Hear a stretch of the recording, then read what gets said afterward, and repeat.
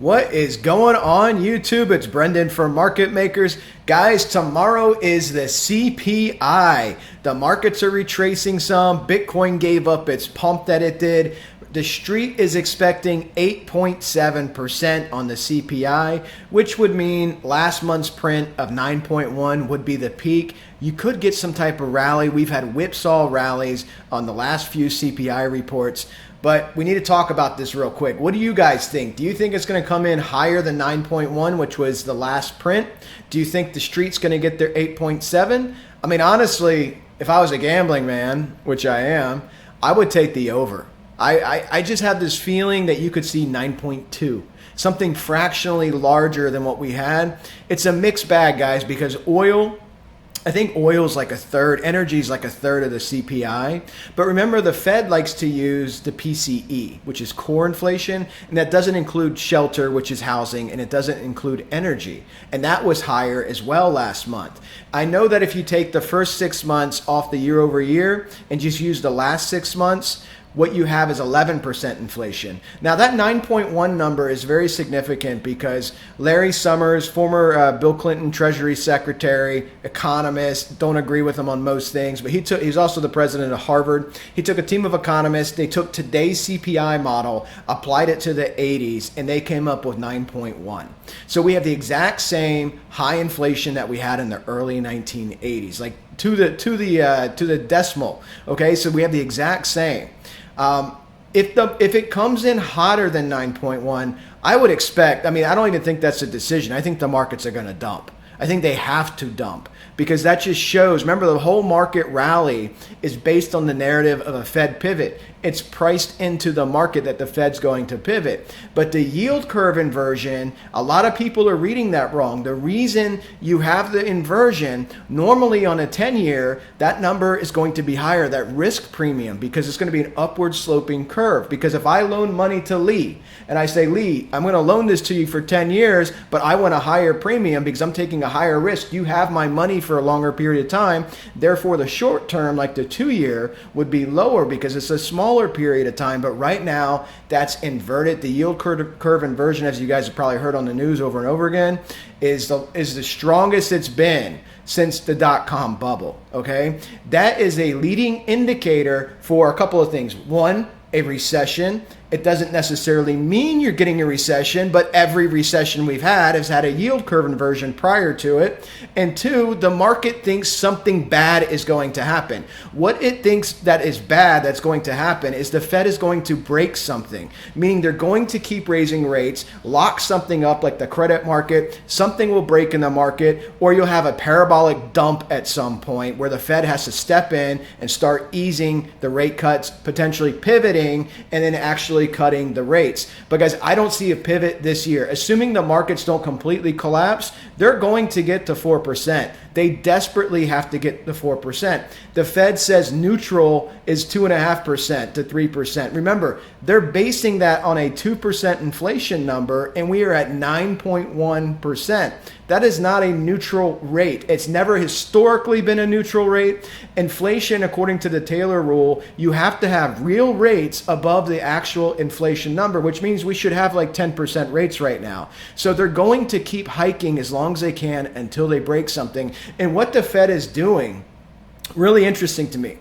What the Fed is doing, when Powell came out and said they're going to be data dependent, that's when the market rallied because the market, Powell's been giving guidance. We're looking at 75 this month, 75 next month, or 50 this month, 50 next month. And that was scary to the market because that was showing they're not going to pivot, right? He's forecasting out that they're going to keep raising. So what Powell did is kind of, it's very manipulative, but it's kind of genius at the same time. He came out with a different tone, which the people who manage the funds and manage the money took to be dovish. The talking heads on the news took to be dovish, although a lot of economists did not, because Powell said we're going to keep raising rates, but they took his tone to be dovish, meaning a pivot is coming, sparking this rally. And what does that rally do? It gives Powell cover to raise rates more. hot jobs report, market rally. He can definitely raise rates. You're going to get at least 50 basis points at the next meeting. If we have higher inflation, I would not be surprised if we get an August surprise. Volcker did this. If you get an August surprise and you raise rates while they're on their vacation, their working vacation, you may get a rate raise in August, especially if that number comes in even hotter. Okay, so Powell wanted the market to rally. That's my theory. He wanted it to rally because now he can raise rates even higher. Hey guys, look, super strong economy. Remember, we talked about Jill yesterday. Jill's spending 30% more. She must be a strong consumer. Super strong economy. The market's not even in a bear market. We got to raise rates. Inflation's too high. That's the cover, okay? And the people are falling for that cover, and it's going to get spun around on them. Let's jump into the TA. Just tell me what you guys think in the comments if inflation is going to be under or over the 9.1 that it currently is, and if the street's going to get its 8.7 that it's looking for, or if it's going to be higher than that. All right, guys, let's start on the weekly.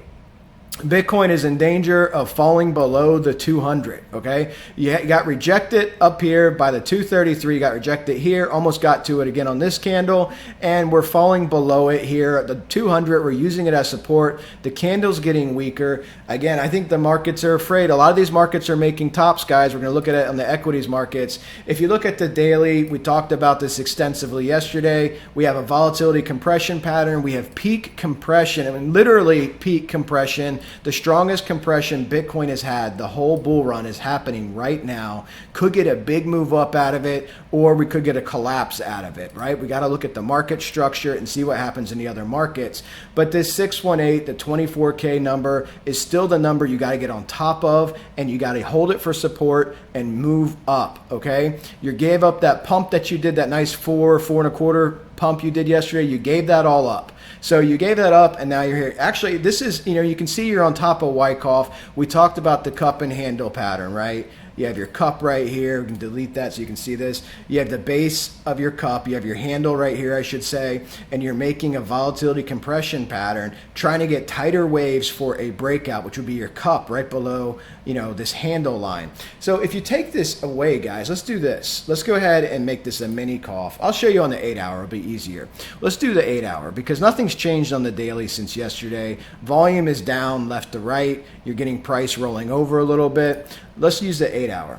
So the 8-hour, you can see the 618, 20,049, and you can see our Wyckoff previous range, right? And here's our 150, here's our 233. You fell below the 233. Well, actually, you never got above it. So you're still below the 233 on the 8-hour. That's going to be resistance. Now, if we were going to mini cough this, put this in a tighter volatility range, remember that's all we're doing with Wyckoff, is putting it in a volatility range. We could do something like this. And let's get rid of this fib so you can see this a little bit better. We'll take this fib, or take this horizontal line. We're looking for a sell or buying climax candle, getting supply dumped on it, and now we're looking for a change in behavior of the candles rolling back down to give us a base, okay? So this is a mini cough here on the daily. As you can see, we had a couple up thrusts, fall back down. Here's our base, had a down thrust, got a sign of strength. You have volatility and the range, right? So what we're looking for here, remember, when you do exit Wyckoff quite often, you can do this in smaller time frames too, but you will see a down thrust, you'll see a roll up, an inverse cup. Remember, similar concept. You would have your high, your lower high, and then your lower high, okay? And you get momentum and everything shifting, and you exit the trading range. Showed you guys examples of that many times. But let's go ahead and get a projection down for support. We know the resistance levels. We've been talking about them for days now. Let's look at the support levels. Here's one way to do it. Your swing high of what could be your double top here, to your swing low, up to your second top of your double top. You're bouncing off the 618 at 22,846. You see that? 22,846. Your one fib's at 21,977, and the 1618 would be at 20,973. And if you look at this, this pretty much lines you up with this candle cluster support over here as well. Another way you can do this is with another type of wave projection. So let's look at this way. see which way looks better. We can take this previous larger wave here, go to the swing low, go up to your swing high, and now you're bouncing off the 0.5. So I mean, this is actually a little bit more accurate in the sense you actually hit the 0.5. You were a little bit short of hitting the 618. This is 22,871. This is 22,879. I like this one actually because you can also see here you got a down thrust right into this 618. So this larger wave projection here, which was your previous big double top that you were printing, because this did not make a new high defeating this high. So this was your previous larger double top, right? Like this. Remember I was drawing this for a while, and you have the sideways price action now. So this is laying out really nice. Essentially, guys, if you lose the 618 at 22,458, if actually you come down to below 22.8, you're below the weekly 200, so you have an extra layer of resistance. But if you come and lose at 22,458, I'd be looking for a reversal move working its way down towards that one fib of 21,000. Okay, and you can see where that brings you to right here. We talked about that being the neckline before of this larger double top. You'd actually have to get a little bit below it, but you could see Bitcoin retrace deeper at that point. So we went over the upside yesterday. So if you're watching this video for the first time, I saw somebody made a comment, finally he's acknowledging a bullish trend. We've been talking about the bullish trend since it started, okay? It's a bullish trend and a bear market. And the 1618, 18,886, again, this is if you did continue to fall down. If we have that hot CPI, guys, I think it will roll the markets, meaning above 9.1. I think you're going to see a sell-off because people will be fearful the Fed is going to step in with a big rate hike because inflation's still not under control. So a lot of this is psychology. Like I said, a lot of this is variables that we cannot control. We just have the data that's in front of us, the charts that are in front of us. So we went over the upside. We just covered the upside again. And here's your downside, guys. You want to hold 22,879. You need to hold 22,458. If you do not, you run the risk. Okay, you run the risk. Dow considered this a reversal. A lot of the GAN considered after 62.5 a reversal. So this would be a reversal move to the downside. These are retracement levels, meaning you would bounce up from them down to the 618. For Dow, it was 66%. After that, he thought it was a reversal. And you have a larger bias to move down to the next key level, which would be a 100% retracement. Okay? So that's what I'm looking at here. So you want to hold that 22,458. Now, let's look at the 4 hour, because we don't want to look at our long-term moving averages. You're coming down to them. You see this? So again, it's choppy price action. It's starting to turn bearish price action. Your money flow is bearish. We didn't look at that on the 8 hour. Your money flow is on a support cloud on the 8 hour. And then where are you on the daily? You just crossed the median line into bearish. It's very, very close through to support. I know you can't see it. I have to darken that line. But you just barely crossed the median line. You're below the support cloud on the daily. So on the daily, your money flow is bearish. Okay. On the 8 hour, your money flow is on support. And on the 4 hour, your money flow is bearish. So just keep that in mind. Okay. So just you're starting to develop a bearish trend, even with this bullish uptrend, because you're going sideways. Remember, whenever you go sideways, you're in accumulation or distribution. It's the only two phases you can be in, because you're going to exit sideways and go up, or you're going to exit sideways and go down. Okay, so that's what you're in. You're in accumulation or distribution, and this will be biased to distribution, I believe, with a hot CPI if the markets start to roll. You got a little bit of a down thrust here, popping back up. I mean, you can put, you can keep doing these mini cough structures for trading, but a lot of this, guys, is going to depend on what happens with the data, how the markets react. So really, if you guys are going to enter trades on your own today, just be well aware. Right? Be well aware. If you're in profit in trades that you guys are trading independently, definitely consider at least moving your stop loss to break even. Not financial advice. This is just what I would do, because that market could swing. It could whipsaw. It could go either way tomorrow. It could be really good news. Most likely going to be very similar to the number we have now, or it could be worse. Okay, so just be aware of that, whether you're on the bullish side or the bearish side. Looking at Ethereum, guys, we're still in our trading range. We had our up thrust, so now you're coming back down again. Okay, so you're still in your trading range here. Not a lot has changed. You're still bullish on the money flow, but you're starting to retrace down to your median line. The S&P, there we are. The S&P, what is this alert I'm getting on all my data error? Yeah, TradingView said it was under maintenance, so I'll have to check that later. I might have to restart everything, but it's still working. So the S&P here, guys, we did hit the 233 like we talked about, like I expected us to. We're starting to retrace. As of right now, what you're doing, like I've been telling you guys this for a little bit now, but you're building your top, okay? This is what you did here. I mean, it's not a coincidence. It's almost adjacent to it, okay? You see this? So you're building your top right now. Now, if that news is super bullish, this top can turn into what? A reaccumulation area where you can come back up, make your cup, move up, or roll down and make your cup and move up like you did here in your backup, okay? So we need to see what that news is. But again, the S&P is not at its peak resistance. The peak resistance on Fibonacci is that 4,200 level, okay? That 4,200 level, you're at the 233. The 200's even higher up at 4,300. I don't anticipate that getting hit, guys. These are long in the tooth rallies. We've been over this ad nauseum with low volume, okay? So that's what I'm looking at. Low relative volume. Again, relative to other pumps, relative to sell-offs, it's low volume. So looking at this on the money flow, you're still in the support cloud, but you are obviously in a bearish trend here. Force of the move is bearish. Let's look at the NASDAQ, because the NASDAQ played out beautifully, guys. We set this trade up here. I posted this trade on our Telegram, posted this trade on our Discord. You guys want to check those things out. The Telegram information for trades is in the video description, as well as our exchanges. You can support this channel. YouTube basically pays nothing, FYI. Probably if you have hundreds of thousands of subs, but if you can support this channel, help support this channel. If you're going to trade anyways, it doesn't cost you anything to try out these exchanges. Would greatly appreciate it. It helps out our sponsor, which helps out our channel. So SimpleFX and BITGET, guys, in the video description. Check them out and look at this trade, because you can trade this on SimpleFX. We hit the 1618 almost to the dollar. Okay, the high is 13,395, 13,388, and guess what, guys? With Fibonacci, I was able to project this down here on June 16th, and we are sitting here at August 9th, 10th. August 9th, 10th. What day is today? The 9th.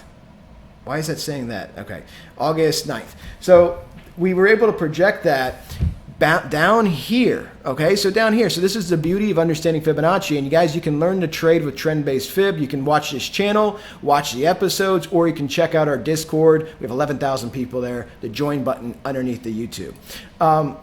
So this is already retracing. This is already clearly in profit for everybody that's in this trade. One of our members messaged me right before I started making this video. He said, hey, tomorrow with the CPI, do you think we should move our stop losses to break even? I said, brilliant point. I was going to update everybody, but yes, with not knowing what's going to happen tomorrow, if anybody took this trade, I would highly suggest, because we had a stop loss higher up, I would highly suggest you are in profit. So you can decide, it's a personal decision whether you want to book profits or not, but I would at least move your stop loss to break even. So if price does do a whipsaw, come up, you can always re-enter, guys. You hit resistance, you can always re-enter, but this way you lose nothing, okay? Because if something crazy happens, again, we can't forecast this.